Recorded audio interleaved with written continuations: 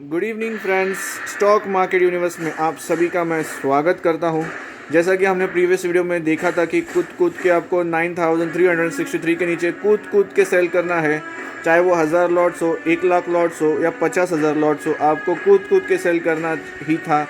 So what ever हमारे levels काफ़ी Nifty, bank Nifty, कुछ रिलायंस में, कुछ पुट्स में एंड औरो फार्मा में तो डायरेक्ट 110 पॉइंट का जैकपॉट लगा है।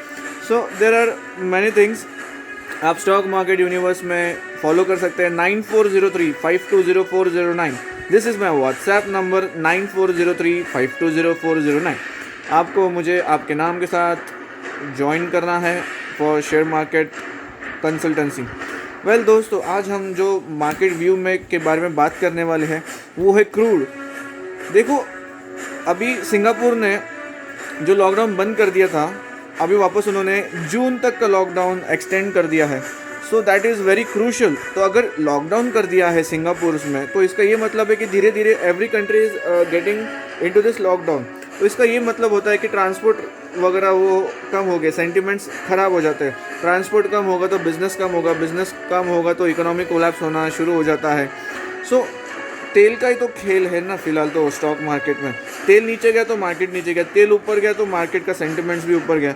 सो सीखने और समझने की वाली बात तो शुरुआत से मैं जब 5,500 या 6,000 को I don't remember miss levels, but इतने ऊंचाई के लेवल तक जब क्रूड गया था, तब से हम लोग बोल रहे हैं कि 500 लॉट हो या 1000 लॉट हो, आप बिंदास क्रूड में सेल करके बैठो।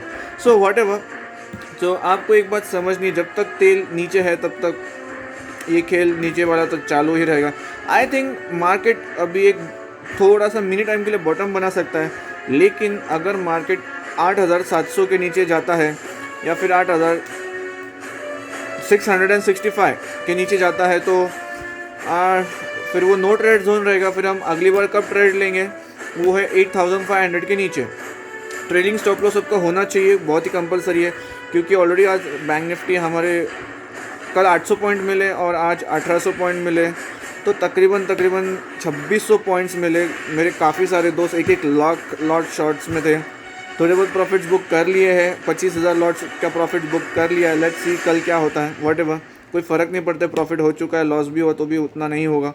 सो कहने की वाली बात बहुत सिंपल है दोस्तों, कि आपको एक बात समझनी, स्टॉक मार्केट में कौन सा स्टॉक कब सिलेक्ट होता है, तो हमें एक लॉजिकली देखना पड़ता है कि क्रूड ऊपर है, नीचे है, जिंक क्या कर रहा है, कॉपर क्या कर रहा है, कमोडिटीज़ क्या कर रही है। तो कमोडिटीज़ के हिसाब से जो है वो इक्विटी क्या करेगी।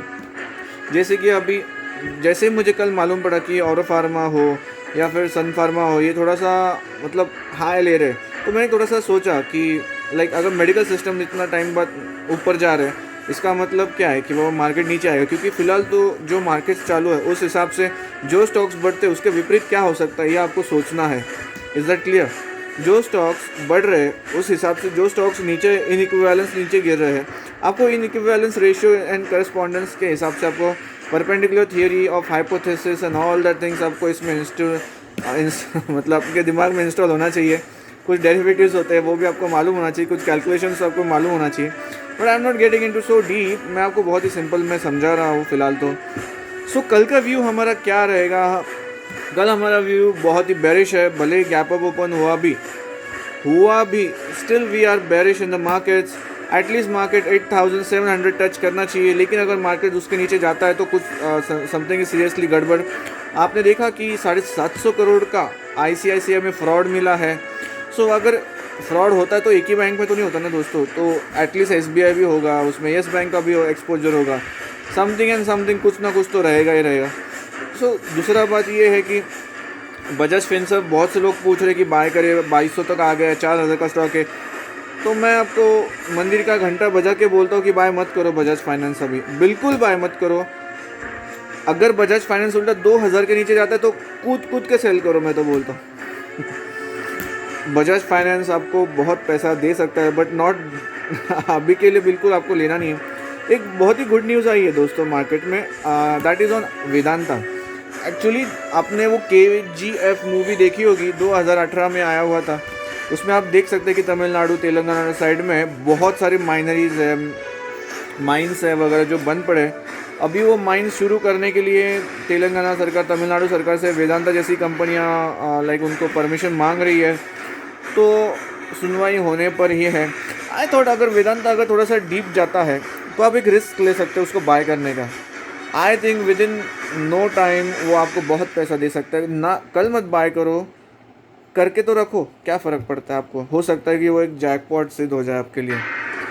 वेदांता सीरियसली अगर बढ़ गया ना तो 15, 20, 25 रुपये, 15% तो दे ही देगा आपको वेदांता अकेला।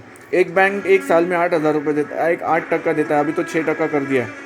तो अगर आपको 1-2-4 दिन में अगर इतना टक्का मिलता तो क्या।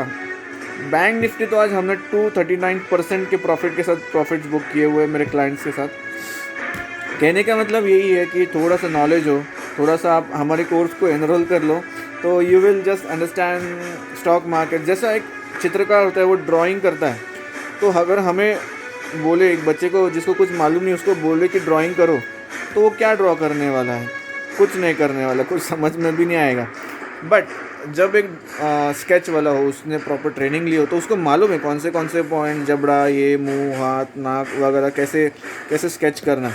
सो ये स्टॉक मार्केट भी एक ड्राइंग है, एक रास्ता है जिसके ऊपर कुछ ना कुछ गाड़ियाँ चलती रहती है, कुछ ना कुछ अलग फॉर्मेशंस चलती रहती है। हमें नापते आना चाहिए। जैसे कि हमने सितंबर में नापा था कि इंडसइंड बैंक डूबने वाली है, तब वो 1650 या 1500, 1550 चल रहा था।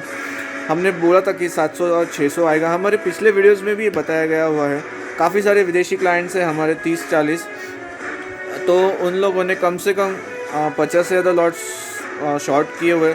हालांकि वो मुझे बोलते हैं कि देवदत्त सर आप मत बताया करो यूट्यूब पे, बट क्या करूँ मैं, थोड़ा सा मतलब रहता नहीं कुछ पेट में, ऐसा मैं थोड़ा सा सीक्रेट कुछ रखता नहीं हूँ ज़्यादा, जो ज़रूरी नहीं है बिल्कुल भी। मैं शेयर कर लेता हूँ। शेयर इसलिए करता हूँ ताकि आपको कॉन्फिडेंस आए कि 1 या 2 लॉट में 300-600 रुपये कमा के कुछ मतलब नहीं है। ये मार्केट है, ये 15 लाख करोड़ का मार्केट है ये। और जैसा कि टीवी एंकर्स कल वगैरह सब बोल रहे थे कि तेज़ी करो, और खा लिया ना कस्टमर्स का 1.5 लाख करोड़ रुपए खा लिया ना पूरा। 300-400 पॉइंट नीचे बैंक निफ्टी तो ऑलमोस्ट मतलब 1700 पॉइंट नीचे आ गया, और कल भी 800 पॉइंट ऊपर था। मतलब ऑलमोस्ट 2 दिन में 2500 point you are losing after gaining so much of profits and all that things. Reliance बहुत ही अच्छा है, रिलायंस के लिए बहुत प्रॉफिटेबल है, लेकिन ट्रांसपोर्टेशन चालू ही नहीं तो रिलायंस क्या प्रॉफिट करेगा। वो ऐसे रेंज में घूमते रहेगा आज और कल, मतलब एक थोड़ा सा। तो आज और कल और परसों सिर्फ एक थोड़ा सा प्रीमियम खाने जैसा लायक ही होने वाला है, और दूसरा कुछ नहीं। So let's talk something about stock specific कि कौन से इसमें क्या एक्शन होने वाला है। जहाँ तक मुझे मालूम है कि हमने ऑरो फार्मा में हो या TCS में हो या HDFC में हो, बहुत ही सुंदर तरीके से प्रॉफिट्स कमवा के लिए लोगों से। अगर आप ज्वाइन करना चाहते हैं तो 9403520409। अगर हम कुछ गलत हुए तो हमको कुछ सीखने को मिल जाएगा, और अगर हम सही रहे तो आपको ज़रूर प्रॉफिट्स ज़रूर मिल जाएंगे। तो सोचने और समझने वाली बात यही है दोस्तों। I just give the selling levels, क्योंकि मैं मार्केट्स को ऊपर बिल्कुल देख नहीं रहा हूँ, तो मतलब मैं देख ही नहीं पा रहा हूँ मतलब मार्केट्स के ऊपर। सडनली अगर कोई विजय माल्या की न्यूज़ आती है कि वो इंडिया लाया जा रहा है, तो हो सकता है कि 400-500 पॉइंट्स का एक रिकवरी आ जाए। अगर वेदांता का कुछ न्यूज़ आता है कि वेदांता को एक परमिशन मिल गया, तो ये बहुत बड़ा प्रोजेक्ट है, वो बहुत ट्रिलियंस का प्रोजेक्ट है वो एक्चुअली वेदांता का, तो माइनिंग का। तो इसमें क्या होगा कि ट्रांसपोर्ट बढ़ जाएगा, ट्रक्स इस्तेमाल होना शुरू हो जाएगा, तो ट्रांसपोर्ट एंड लॉजिस्टिक्स में फ़ायदा होगा। सो ऐसे काफ़ी सारी चीज़ें उसमें बढ़ जाती है as attributes of one thing. So अगर वेदांता का कुछ अच्छा न्यूज़ आता है तो मे बी मार्केट्स फिर ऊपर चलने को शुरू हो जाए। हमें काफ़ी कम टाइम है, तो लेट्स सी, हम 2 स्टॉक्स ले सकते हैं।